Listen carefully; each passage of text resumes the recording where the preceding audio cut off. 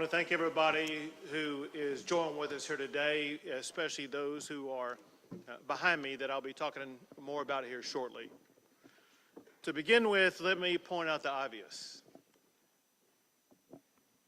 Evil swept across Uvalde yesterday. Anyone who shoots his grandmother in the face has to have evil in his heart. But it is far more evil for someone to gun down little kids. It is intolerable and it is unacceptable for us to have in the state anybody who would kill little kids in our schools. Children are a blessing. God teaches us that. They're filled with laughter, innocence, and joy. Their love is a gift that parents get to unwrap every single day. Parents in Uvalde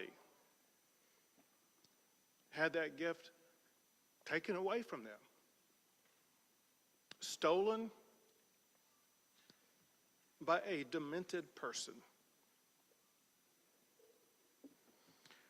Days before yesterday, when these children were at school, some were receiving awards for perfect attendance. These kids will never attend school again. To say the least, Uvalde has been shaken to its core. Families are broken apart. Hearts are forever shattered. All Texans are grieving with the people of Uvalde, and people are rightfully angry about what has happened. Events like this, they tear at the fabric of a community. Our job is to ensure that the community is not going to be ripped apart. All Texans must come together and support the families who have been affected by this horrific tragedy. What they need now more than ever is our love. What they need is uplifting from all of our fellow Texans and all of our fellow Americans. And let me emphasize something that I know you all know. But the reality is, as horrible as what happened, it could have been worse. The reason it was not worse is because law enforcement officials did what they do. They showed amazing courage by running toward gunfire for the singular purpose of trying to save lives. And it is a fact that because of their quick response, getting on the scene, being able to respond to the gunman and eliminate the gunman, they were able to save lives. Unfortunately, not enough. But I want to make sure that everybody knows, all of the law enforcement agencies and groups that are involved and were involved in this process.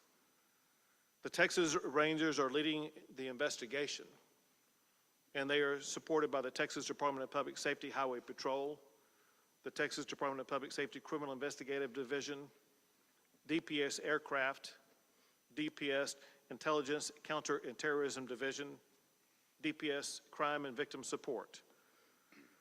They're also supported by the Texas Division of Emergency Management, the FBI, as well as multiple federal partners, including the DEA, ATF, HSI, and Border Patrol. And then, of course, the valiant local officials, the Uvalde Sheriff's Department, Uvalde Police Department, Uvalde Independent School District Police, Uvalde County Constables, Uvalde Mayor, the County Judge, Uvalde District Attorney's Office, local public works and surrounding police department, and the San Antonio Police and Fire Department also. Let me walk you through some of the facts of what has happened. There's been a lot of things that have been said. Some are correct, some are incorrect. Let me tell you the best information that we have at this time, understanding, very importantly, that this is an ongoing investigation, and ongoing investigations often reveal new information as those investigations progress. The first thing that happened was that the gunman shot his grandmother in the face.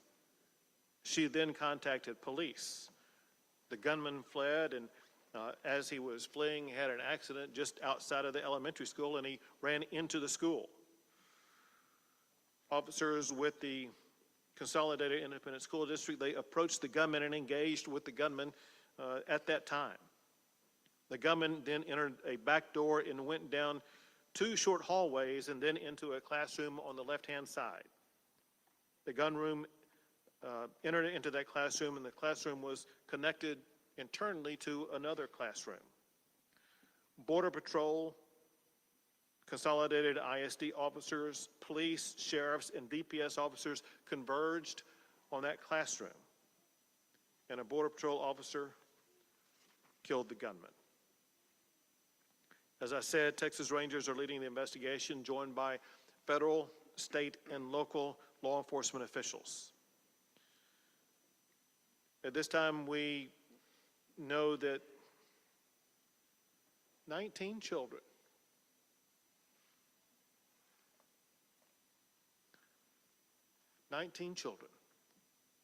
have lost their lives.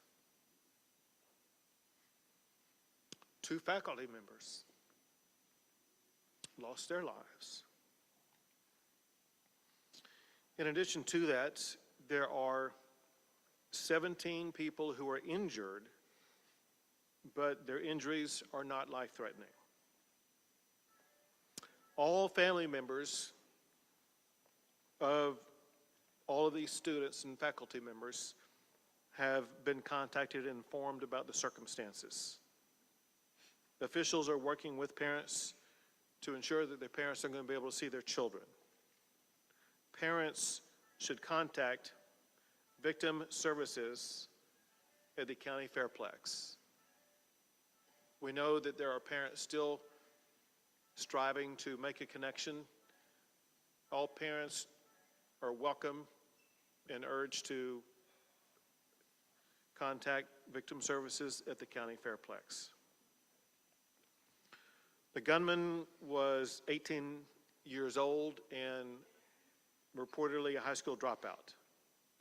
Reportedly, there has been no criminal history identified yet. He may have had a juvenile record, but that is yet to be determined. There was no known mental health history of the gunman. He used one weapon, which was an AR-15, using 223 rounds. There was no meaningful forewarning of this crime other than what I'm about to tell you. As of this time, the only information that was known in advance was posted by the gunman on Facebook approximately 30 minutes before reaching the school. The first post was to the point of, he said, "I'm going to shoot my grandmother." The second post was, "I shot my grandmother." The third post, maybe less than 15 minutes before arriving at the school, was, "I'm going to shoot an elementary school."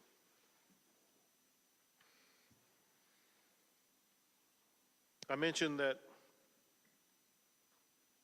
during the shootout that took place at the school.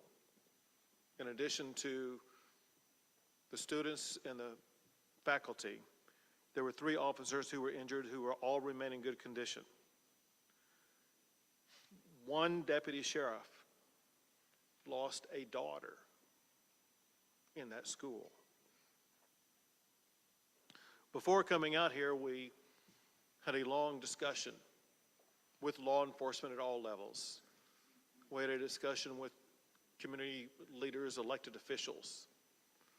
And I asked the sheriff and others an open-ended question and got the same answer from the sheriff as well as from the mayor of Uvalde. The question was, what is the problem here? And they were straightforward and emphatic. They said, we have a problem with mental health illness in this community.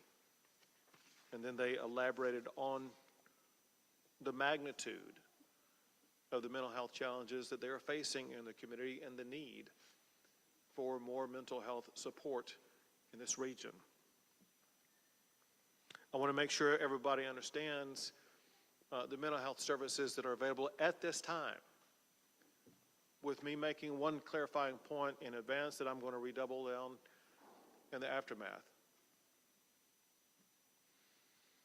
Whenever anything as shocking and extraordinary and disturbing as this event occurs, there is an urgent need for everybody affected to access mental health. I cannot be more emphatic than saying with great urgency, everybody in this community, I mean everybody,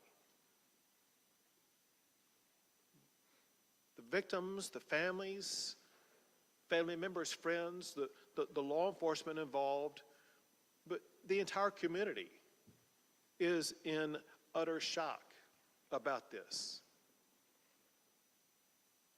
Some physical wounds that were sustained by the officers, they're going to heal in the coming days. The mental and emotional wounds are far harder to see and last far longer. The state of Texas, working with federal and local officials and agencies, we're going to be here for a long, long time. And one key point that we will focus on is making sure that everybody in this community has the access they need for as long as they need it to address with the mental and emotional health care needs that they have. I want to list various agencies and make sure these are made available to the public. The mental health services currently available are from victim services from across the area from federal, state, and local levels, including the Family Resource Center at the Uvalde County Fairplex. Schools have crisis teams at the Uvalde Civic Center. They provide wraparound services for families who are affected. The Texas Child Mental Health Consortium, created by the state legislature in 2019, is available to assist. The Bluebonnet Children's Advocacy Center is available to provide services for children. The Texas Health and Human Services Commission is on site and will be available for ongoing provision of services. The Texas Education Agency is providing supplemental counseling services. The Texas Department of Public Safety Counseling is providing counseling services for law enforcement. And the FBI is also bringing in mental health services for law enforcement. It cannot be overemphasized the importance of law enforcement officers, all of them, seeking out and obtaining this mental health counseling. The District Attorney's Office for Victim Services has a phone number available for all victims, and candidly, the entire community, in a way, is a victim here. And I was provided their number to give out to you publicly.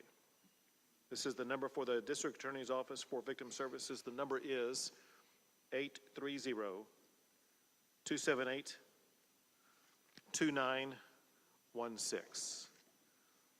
And at this time, I will pass the mic to Lieutenant Governor Dan Patrick.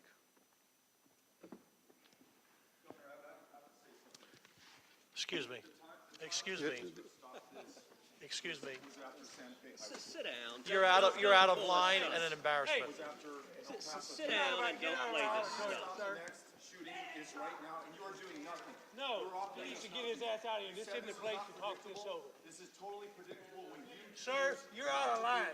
Sir, you are out of line. Sir, you are out of line. Please leave this auditorium.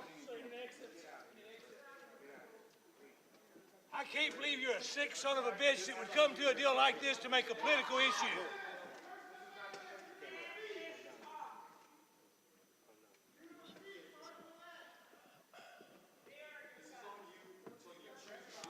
It's on assholes like you. Why don't you get out of here?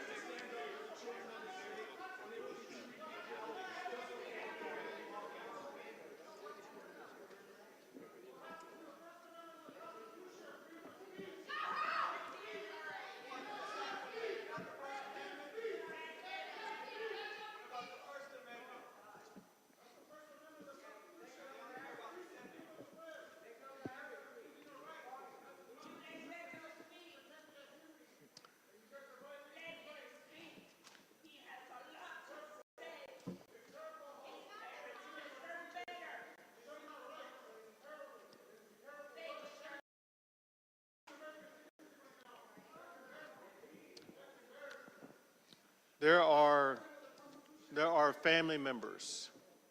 There are family members who are crying as we speak.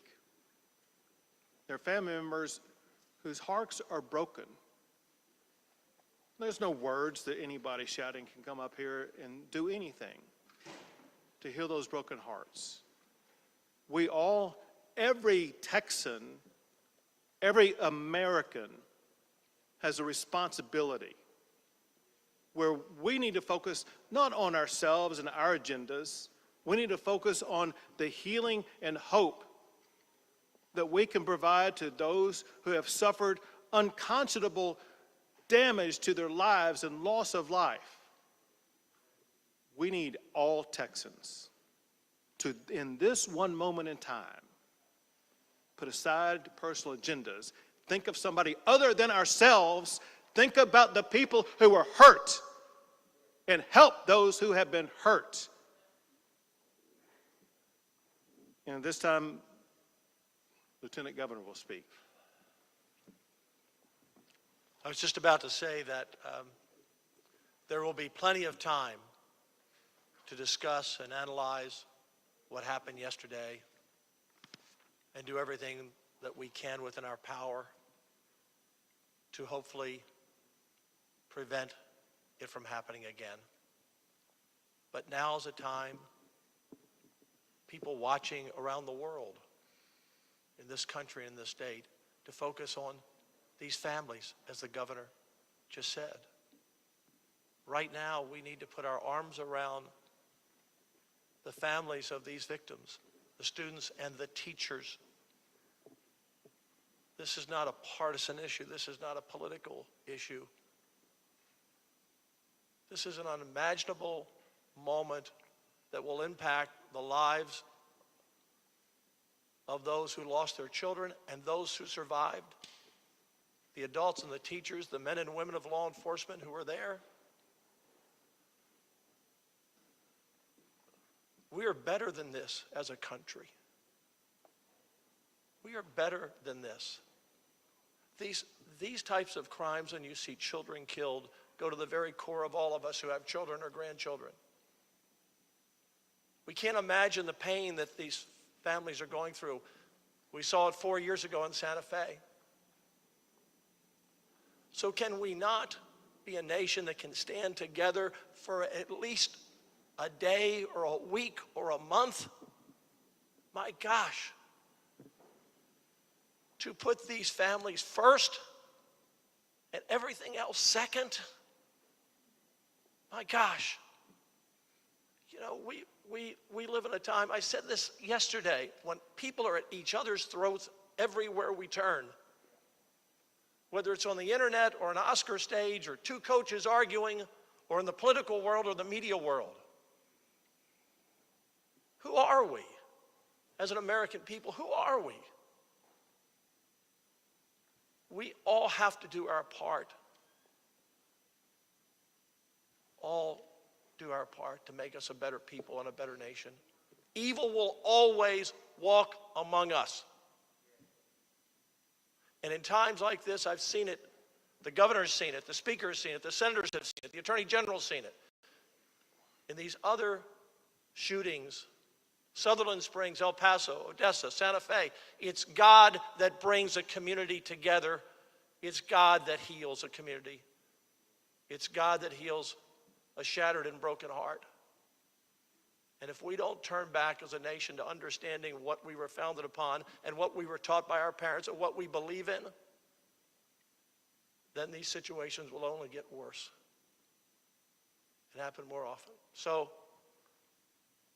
no matter what your thoughts are today, pray for these families, pray for this community. Give us wisdom. Give us wisdom. But right now, let's focus on the families. They deserve that. They need our love. They need our prayers. Thank you, Governor. And now the Speaker of the House, Dade Phelan. Thank you, Governor. I appreciate it. Mayor, I'm sorry you had to witness that outburst. Now is not the time to politicize pain and suffering. This time of year should be the happiest time in a child's life. Summertime, getting out of school, enjoying your family and your friends. And instead, this community is faced with an unspeakable tragedy of which there are no words. There are no words to ease the pain and suffering and the anger in this community. I do want to reiterate what the governor said about the mental health of this community. This will take many, many years of pain and suffering and counseling. And your mental health is like any other health. It must be treated, it must be diagnosed, it must be talked about. And the legislature, when we reconvene, we will have a long, very robust discussion about mental health like we always have, and we'll continue to support mental health in this state, and especially rural mental health. Like the sheriff said, and like the mayor said, every community has mental health needs, and they must be addressed. And this crisis is another reiteration of a mental health crisis we have in this state. I also want to thank the law enforcement for their work, DPS, Border Patrol, sheriffs, police officers, both locally and the school district. I believe one school district's police officer, his wife in the shooting was there on the scene. And the governor mentioned sheriff's deputy losing a child in that building as well. Just unspeakable tragedy to this whole community. And the mental health of our law enforcement is crucial in these times. And it's okay for them to say that something's wrong as well. I do my deer hunting here in Uvalde County. It's a beautiful community with beautiful people. And all we can say is how tragic this is, and the support the state will show and will continue to show. And we just appreciate your resiliency, and let us know how we can help here at the state of Texas. Thank you. And now the Director of the Texas Department of Public Safety, Steve McCraw. Thank you, Governor. On behalf of the sheriff and chiefs of police, the department's been asked to go through a timeline of the facts. As we know, the investigation right now is preliminary, this information, but we'll provide out as much information as we can. First, as already reported, Salvador Ramos was responsible for the horrific attack and killing of 19 school-aged children and 2 adults. He was 18 years old, as previously reported. He was dropped out of school. He had no criminal history that we've been able to find or detect at this particular point. He lived with his grandmother, Celia, who is 66 years old.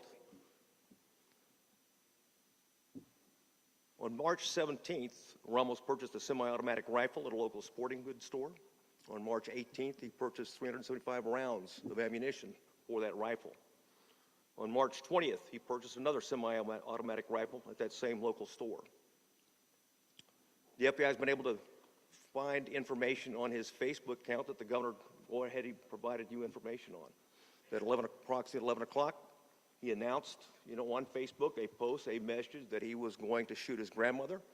He shot his grandmother. He re-reported that he had shot her. And after that, he reported that he was going to a school to attack it. Now, he didn't identify the specific school. He did say elementary at that point in time. But the timeline is anywhere from 11 to 11:30. His mother reported him to the police department when she was able to run across the street to a neighbor and get help. And she was medevaced to San Antonio in critical condition at this point, but she's still alive. The subject, Ramos, at that point in time, used her vehicle, his grandmother's vehicle. He was living at their residence since March of 2022. Used her vehicle to drive approximately 2.29 miles, which is about a block and a half away from the school, Robb Elementary School. He crashed the vehicle at that point in time. He exited with a backpack. He took a rifle with him, one rifle. It was a Daniel Defense that he had previously purchased, that I had mentioned. He went towards the west side of the campus, which is a back door. But as he was approaching, as the governor mentioned earlier, there was a brave Consolidated Independent School District resource officer that approached him, engaged him, and at that time, gunfire was not exchanged, but the subject was able to make it into the school, as the governor reported. He went down a hallway, turned right, then turned left, and there was two classrooms that were adjoining, and that's where the carnage began. As he was shooting, when the shooting began, we had Uvalde police officers arrive on scene, and along with the Consolidated Independent School District officers, immediately breached, because as we know in officers, every second's a life. They breached it, engaged the active shooter, and continued to keep him pinned down in that location, afterwards, until after a tactical team could be put together, comprised of Border Patrol agents on the front end, some members of their BORTAC unit, which is a SWAT team for Border Patrol. Also, there was a Zavala County deputy that got into the stack, and two Uvalde police officers. They breached the classroom door. They went in, they engaged Ramos and killed him at the scene.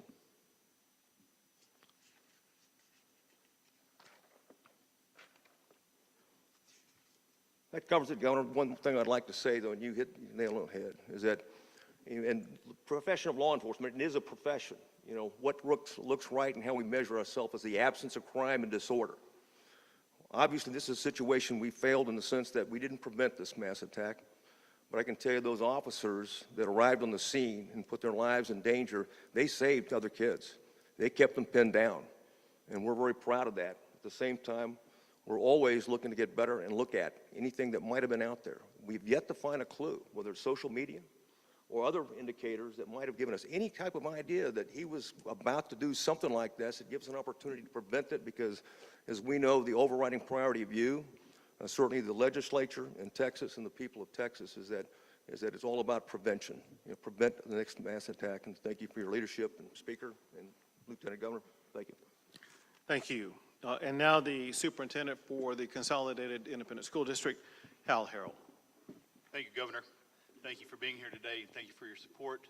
I appreciate your team coming and speaking to us and providing the services and resources that you have. As superintendent, I could never imagine a day like yesterday. End of school, award ceremonies, the time of a second, third, or fourth grader's life at that point. It was a senseless and tragic event, and this magnitude in our community is heartbreaking. It really is. We have had a lot of support here from our community, surrounding counties, surrounding districts, and all over the state, and I appreciate you for thinking of us and sending that support. I have to relay the heartbreak of our teachers at Robb campus. I met with them this morning, but as I looked across that room, there was a group of heroes in that room. If it weren't for them, along with the law enforcement that came, that were willing to cradle their kids get them out of the classroom when it was safe, when they were guided, and the trust our kids had in their teachers. That says volumes for our staff here in Uvalde. They are heroes. They did heroic things yesterday, and they are always very humble, but they are truly humble heroes. Yesterday, we lost 2 teachers. These 2 teachers, I would say, are the cornerstone of that campus to some great degree.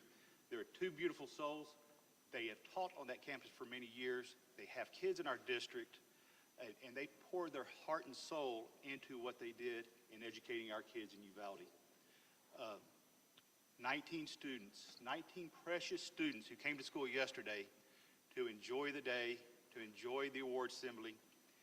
And as I look at their pictures, you can just tell by their angelic smile that they were loved, that they loved coming to school, and they were just precious individuals. This is a difficult time for everybody. We are hurting. We have been cut deep here in our community. We will move forward. It's going to take some time moving forward. While our faith has been shaken, we ask you to continue to pray for these families, these kids in our community, and our teachers. I am a product of Uvalde. I'm born and raised here. I've worked for this district for 30 years. And never thought I would be sitting in front of you doing this today. But please, pray for our teachers, pray for our community, and we will move forward. Thank you, Governor. Thank you.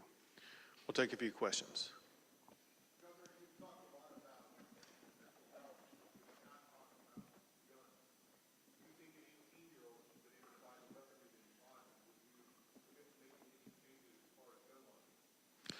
So the ability of an 18-year-old to buy a long gun has been in place in the state of Texas for more than 60 years. And think about during the time over the course of that 60 years, we have not had episodes like this. And why is it that for the majority of those 60 years, we did not have school shootings? And why is it that we do now? The reality is I don't know the answer to that question.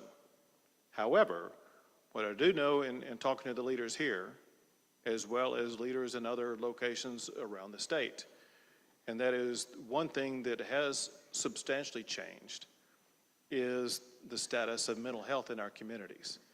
What I do know is this, and that is we as a state, we as a society, need to do a better job with mental health.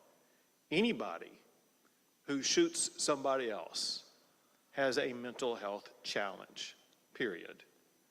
We as a government need to find a way to target that mental health challenge and do something about it.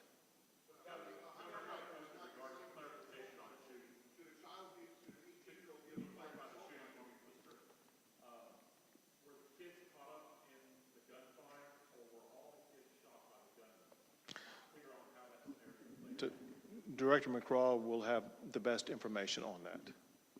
We're in the process of doing the crime scene right now. The first one being the school, the second being the vehicle, and the third, the grandmother's residence. I can tell you where it's a detailed process, so I can't answer that. But for right now, we believe that all the children were shot and killed by Ramos.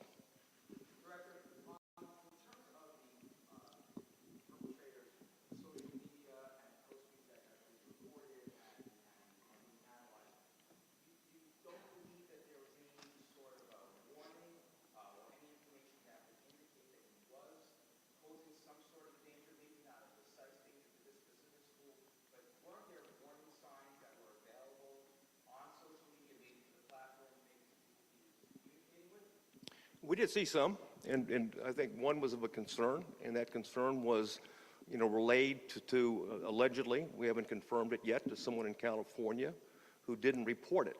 And we're in the process of working with the FBI right now to make sure she's interviewed and find out more about it. There may be other clues out there right now that we're not aware of This is a preliminary part of the investigation, and we're going to scour everything to find anything that what could have indicated in some way, shape, or form that this individual was a threat to the community. But nothing had come to local law enforcement that they could have acted? None at all.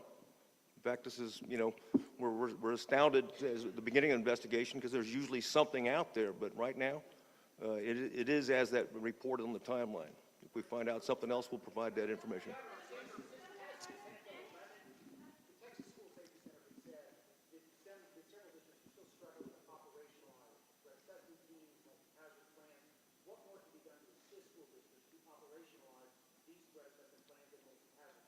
So I'm going to answer in part, but we also have the TEA Commissioner, Mike Morath, with us, who may be able to shed additional light. But here's the information that we know, and you pointed out SB 11. Listen, as you know, but others may not. People need to understand that in the aftermath of the Santa Fe shooting, I signed 17 laws to address school safety, and one of them dealt with threat assessment and preparation for threat assessment. And there are certain standards that schools are required to comply with to make sure that they are addressing threat assessments. I have no information as we speak at this particular time about the status of this particular elementary school or the ISD about what the status was concerning threat assessments. However, to make sure that your broader question is answered sufficiently, Mike, you want to come up? The person coming up is Mike Morath, who is the commissioner for the Texas Education Agency. So there's significant appropriations provided to ensure that the local school systems around the state have resources for this. One of the components of Senate Bill 11 was a school safety allotment. There was additional upfront funding for that. The Texas School Safety Center and our agency work in collaboration to provide technical assistance and training to school district leaders, counseling team leaders, others, to ensure that the threat assessment protocols and these procedures, including threat response plans, the operational multi-hazard plans, are practiced on a recurring basis.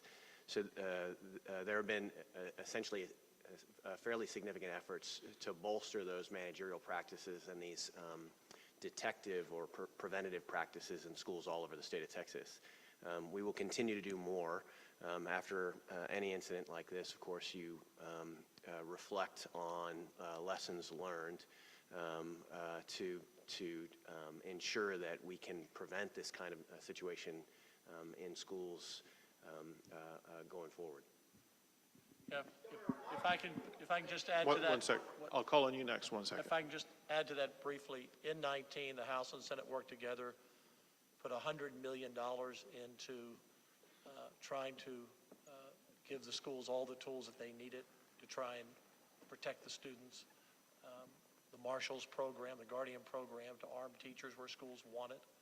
We left a lot of those programs optional up to the parents and the school boards and the school districts. And they're doing the best they can. And you're always going to have, again, no matter what you do, there's going to be someone to find another area that's vulnerable. But the legislature did act. The governor signed those bills, but we can and need to do more. And in the area of mental health, we've also been working on that as well, but need to do more. We've got to, in our smaller schools where we can get down to one entrance might be one of those solutions. If you had taken 3 more minutes to find an open door, police were there pretty quickly. But this school district has been doing a really good job in trying to protect their students, and those teachers died yesterday protecting their students. And this is a continued work for us. Go ahead. You were at a political fundraiser in Walker County. Why did you not cancel that event? And your press office has stated that you plan on canceling all future political events going forward until further notice. Does that include the NRA convention here in Houston on Friday? So first, with regard to yesterday, I was actually in Taylor County responding to a different disaster, a disaster of fires that had ripped through Taylor County and destroyed 20 homes. And that is when I learned about the shooting that was taking place pretty much at that time here. On the way back to Austin, I stopped and let people know that I could not stay, that I needed to go, and I wanted them to know what happened and get back to Austin so that I could continue my collaboration with Texas law enforcement to make sure that all the needs were being met here in the Uvalde area. As far as future plans are concerned, listen, I'm living moment to moment right now. My heart, my head, and my body are in Uvalde right now, and I'm here to help the people who are hurting.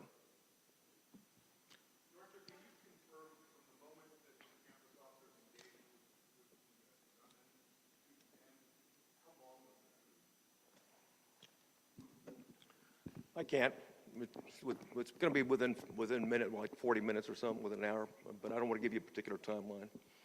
But bottom line is that law enforcement was there. They did engage immediately. They did contain them in the classroom, and they put a tactical stack together, in a very orderly way, and of course breached and assaulted the individual.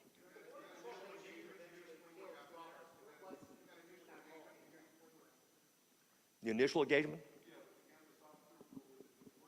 No, I mean, yeah, it was just, it confronted him and wanted to find out, because he read the report, heard the accident, and was out trying to check on that particular crash when he saw it. So he followed him right in immediately, okay, and when rounds were exchanged. And of course, then also we had 2 Uvalde police officers previously described that went in and was involved in also the shooting with the subject and were wounded. And of course, they were also responsible for containing him in that area. Go ahead. Yes, sir.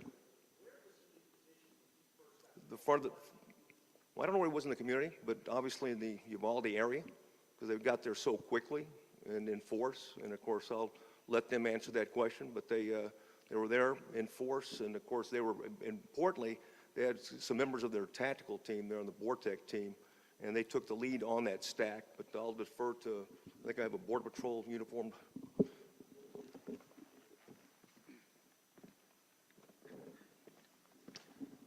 Thank you. So first off, the U.S. Border Patrol Del Rio sector has a station in Uvalde. So we have about 150 or so agents that are permanently assigned to Uvalde.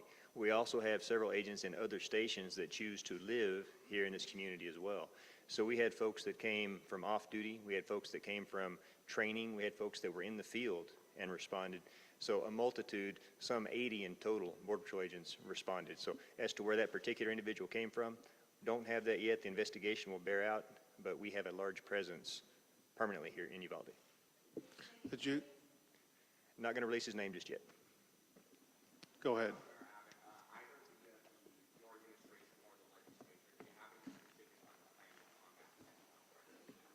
We began talking about it in there. I'll just tell you one thing that we talked about, which is something we've heard in some other regions of Texas also, and that is in approximately maybe as much as a 40-county region around the area where we gather right now, there is no mental health hospital, and there's a shortage of beds for mental health in this region. If someone is suicidal, if someone has a mental health problem, they oftentimes would have to go to someplace like San Antonio. And with the growing population in this region, with the profound mental health challenges that were discussed with us, one takeaway I had was that there is greater need for a physical mental health care facility in this region. But we know that buildings don't treat people, people treat people. And so there needs to be more personnel, more strategies, a greater understanding by the mental health care provider community about what the needs are, and they will be best equipped to know the best way to provide, or let's say meet those needs. Bottom line is this, and that is, I think it's a fair statement, that legislative leaders understand about health challenges in the more rural settings in the state of Texas, and we have a genuine commitment to help address those mental health care challenges.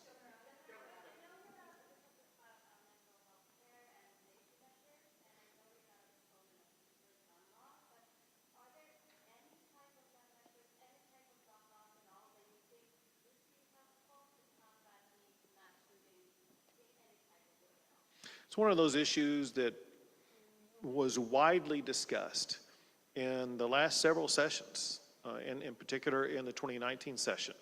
And pretty much every issue was raised by one legislator or another about potential ways to address shootings like this. And the consensus arose around those 17 bills that I did sign, that they hardened schools, they made schools safer, they addressed mental health, and issues like that were the solutions that were agreed upon by legislators at that time. And that is going to be the similar approach that I perceive legislators will continue to focus on. We consider that what we did in 2019 to be one of the most profound legislative sessions, not just in Texas, but we've seen in any state in addressing school shootings. That said, to be clear, we all understand our work is not done. Our work must continue. And we will continue to discuss with legislators about all the potential avenues and pathways that we can take to make sure that schools will be even safer going forward.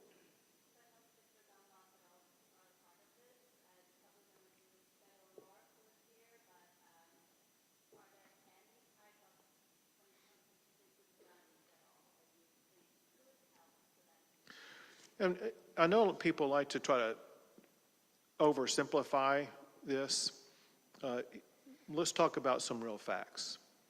And that is, there are, quote, real gun laws in Chicago. There are, quote, real gun laws in New York. There are real gun laws in California.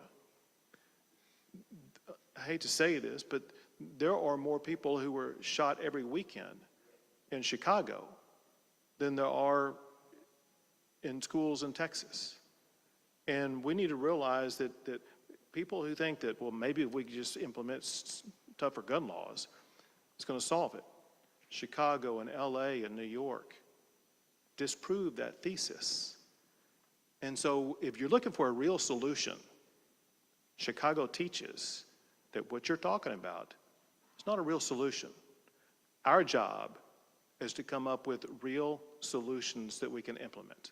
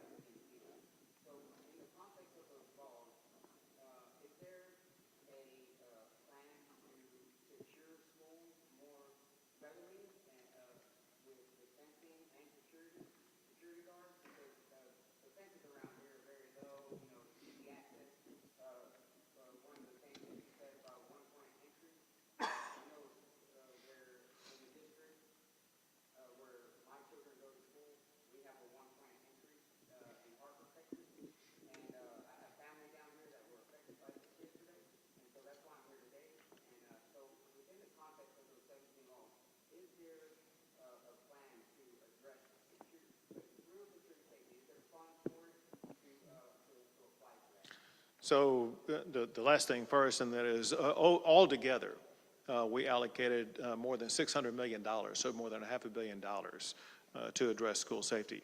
As it concerns the first parts of your question, the answer is, with the laws that we passed in 2019, which is 3 years ago, all those measures that you were talking about were included in those laws. Let me give you several examples. An entire platform that was addressed is what's called school hardening or hardening schools. Some of those strategies reduce the number of entrances. Other strategies provide things like school marshals or having DPS officers or others fill out their paperwork in schools so that there will be a law enforcement presence in schools. They involve different types of strategies that will should make it more difficult for a shooter to get into a school. That said, I can tell you what we all agree upon. We're all going to go back and look at both exactly what was passed, any shortcoming in what was passed, any shortcoming in implementation. I want you to know also that included in those laws were requirements by school districts across the state of Texas to work with the School Safety Commission to make sure that all the strategies would be used and employed and tested, including active shooter strategies for schools to be ready, to be prepared to employ as needed. And so, yes, from pretty much every angle, it was debated. And let me go back in time. This is something where I began working up the governor's plan to respond to this a year in advance. And legislators had an entire year to be looking at that, to be debating that, to be getting prepared for that. Then I made it an emergency item during the session, which meant that everyone was going to be focusing on it, and they did. So my point in saying that, and that is that this took the time, effort, and mental involvement of all legislators during the course of that session to put what they consider to be the best solutions on the table. Many of them were adopted, some were not, but we adopted what we consider to be the best plans that session. Again, we will always, and especially in this coming session, evaluate what more needs to be done in our schools to make them even safer.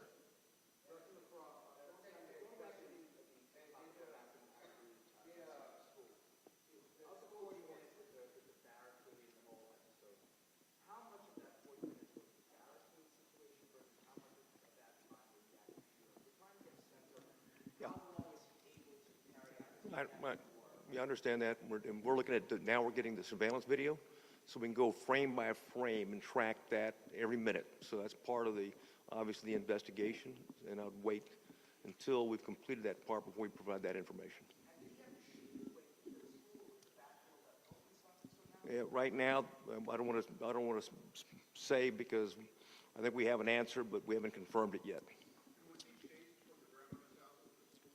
No, he was not. He was not chased. No, not at all. What's the status of the building? Have you been able, or the team that's assembled, obviously it's not all your people, but have victims all been identified, have the bodies, evidence, work going on? All the victims have been identified, and all the notifications have been made. Yes, there's an ongoing recovery team. We've got certainly a company of Texas Rangers with forensic background are conducting it, and then we've got the FBI's evidence response team, and of course ATF is helping as well. Can we get you to speak up a little bit?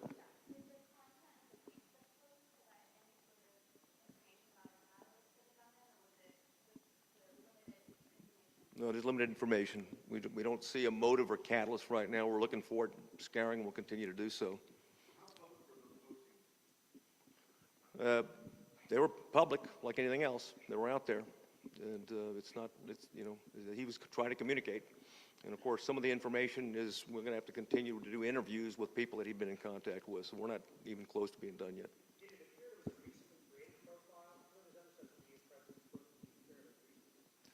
I can't comment on that right now.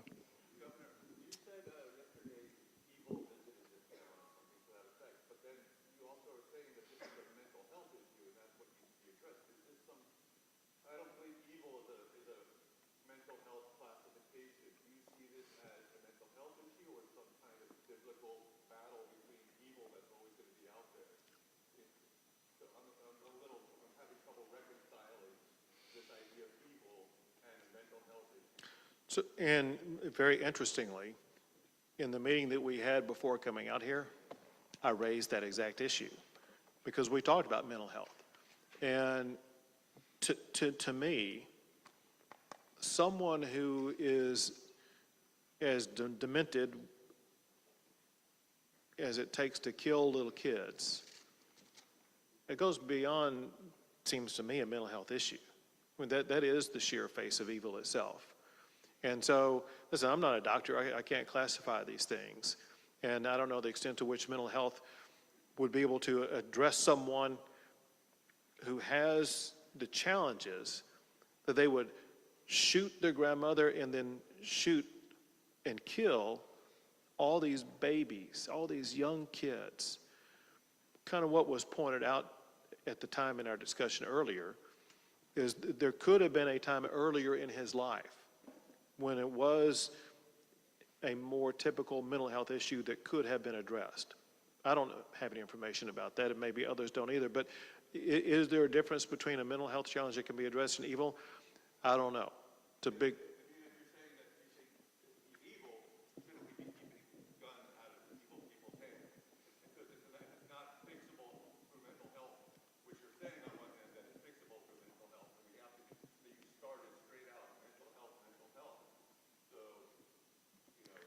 And this. And that oversimplifies things, like, you don't want to oversimplify this, but to just say it's evil seems to oversimplify it.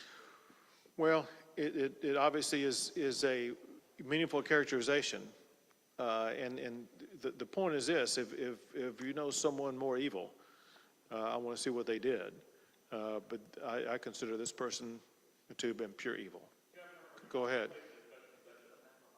Say it again.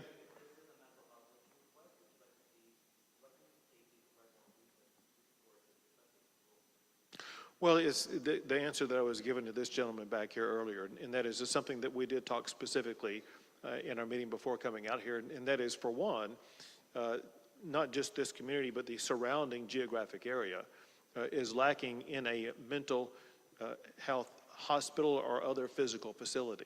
And there literally are either no beds or inadequate beds to address those with mental health challenges. And when you look at the population base and perhaps a growing population base in this geographic region, an issue that we will be taking up is going to be what ways do we address the mental health issues? Does it include a physical facility such as a mental health hospital? If so, how large would it be?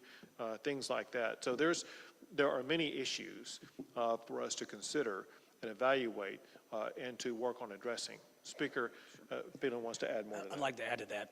So in the last special session, we actually appropriated about $150 million in ARPA funds for the Children's Mental Health Consortium to partner with campuses across the state of Texas, higher education, four-year institution, two-year institutions, to have a mental health professional on campus to contract with local ISDs to make certain, this is mainly a COVID issue, mental health for children coming out of COVID, but it's mental health across the board for any child who wants to meet with a professional, which is a challenge. I'm from rural Texas. It's a challenge to have those professionals in your community. We also appropriated $500 million for rural broadband to make certain communities out in rural Texas have high-speed internet, so where they can have a consultation online with a mental health professional, not just in the state of Texas, because we passed another piece of legislation that said you can meet with professionals outside the state of Texas. And so the telehealth, telemedicine situation come out of COVID, rural broadband, were addressed late in October of this past year, and many of those programs are being rolled out right now.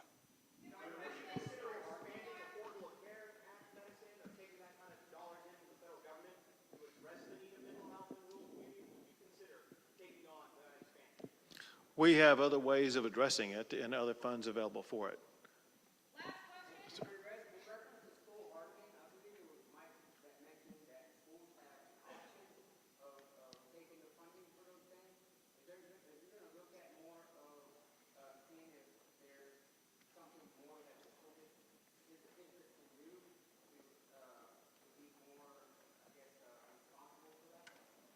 So I'm not exactly clear on your question, but I think I have the gist of it well enough to be able to answer it in this way, and that is this: we will all consider the best strategies for schools to employ, but importantly, we do that in conjunction by working with schools. We won't be imposing policies on schools without working with them. We need ISDs and schools and school leaders and school safety professionals at the table for that discussion purposes if we are going to achieve the best standards that are possible. Thank you all.